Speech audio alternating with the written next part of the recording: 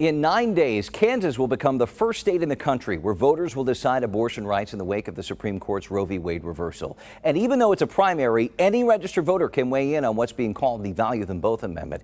Here's how it works. A no vote maintains the legal precedent that abortion is constitutionally protected in Kansas. A yes vote changes the Kansas Constitution to say it's not protected. It also gives state lawmakers the final say on abortion regulations, paving the way for more limitations or even a ban.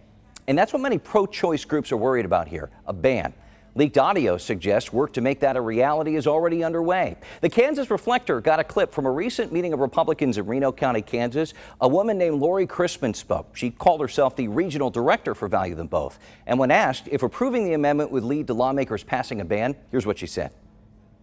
But we do have one ready. It's HB 2746, so we'll look that up.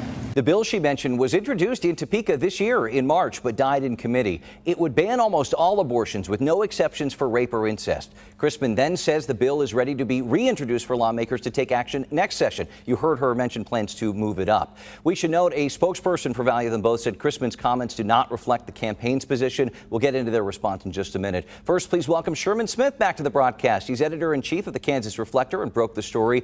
Sherman, I'm curious about how this came about because at least in public, supporters of Value Them Both have shied away from talking about what the future holds if voters approve this amendment. Yeah, that's right. They've been very careful to say that this is not a ban on abortion, that this is just about preserving regulations or restrictions that are already in state law. You know, the messaging that is happening when you just have a group of Republicans together in a rural area is a little different, right? You have state senators as well as Lori Crispin saying, you know, they believe that life begins at conception, and that's the ultimate goal of codifying that in state law. You bring up a good point. I mean, Ms. Crispin was not the only person at this meeting. Tell us more about this gathering. This was just a meeting of Reno County Republicans happened in the town of Haven, which is near Hutchinson. And you have State Senator Mark Steffen, who's from Hutchinson, and State Senator Karen Tyson, who's from Parker, but is running for state treasurer. They were both there. You know, when you have somebody in the audience says what's going to happen when this amendment passes, Lori Crispin says, well, we have this bill ready, but we also have Mark Steffen, the senator from Hutchinson, stepping in and saying, you know, we have to pass this amendment so that we can pass these other laws that he has in mind. What has the response been from the Value Them Both people after you broke this story? Well, they've just tried to emphasize the representative that they had there is no longer associated with the Value Them Both coalition.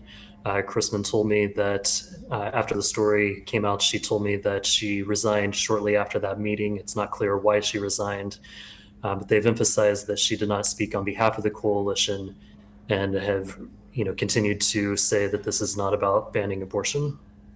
Interesting. But this was not somebody who was just knocking on doors. This is a woman who identified as an 18-county regional director, right? Right. She tells the crowd there that she's in charge of getting the vote out, of knocking on doors, but also helping organize grassroots efforts. She at least describes herself as somebody who is very heavily involved in trying to get this passed on behalf of the coalition. I want to talk about new numbers from polling firm Coefficient. They're out with new polling on this amendment showing this could be very close on August 2nd. 47% of people polled support its passage, 43 are against, 10 are still undecided. What's more, it was interesting, only 5% support a total abortion ban, only 7% support a ban with an exception only for the mother's health. What does this tell you? Do you think there's still a lot of confusion out there on what this amendment actually does and what it could lead to? That certainly emphasizes the importance of messaging for both sides. If people believed that the amendment was about banning abortion, then obviously those numbers would be different, right? As the poll shows, very few people want to completely ban abortion in all cases, and yet a majority of the people that they surveyed, 1,500 people in Kansas, said that they would support the amendment, at least more than those who said no. So I think it's going to come down to voter turnout and whether any other messaging can kind of be finessed in this last week and a half, 2 weeks before the election. How much of a difference that makes for the undecideds. But something to keep an eye on will be provisional ballots if this ends up being very, very close. And with those undecideds, this could swing this in either direction. We know you'll be watching closely. Sherman Smith, thanks so much for your reporting and your time. Stay tuned to KMBC 9 News as we guide you through the primaries and beyond. Look for Commitment 2022 coverage on air and online at KMBC.com.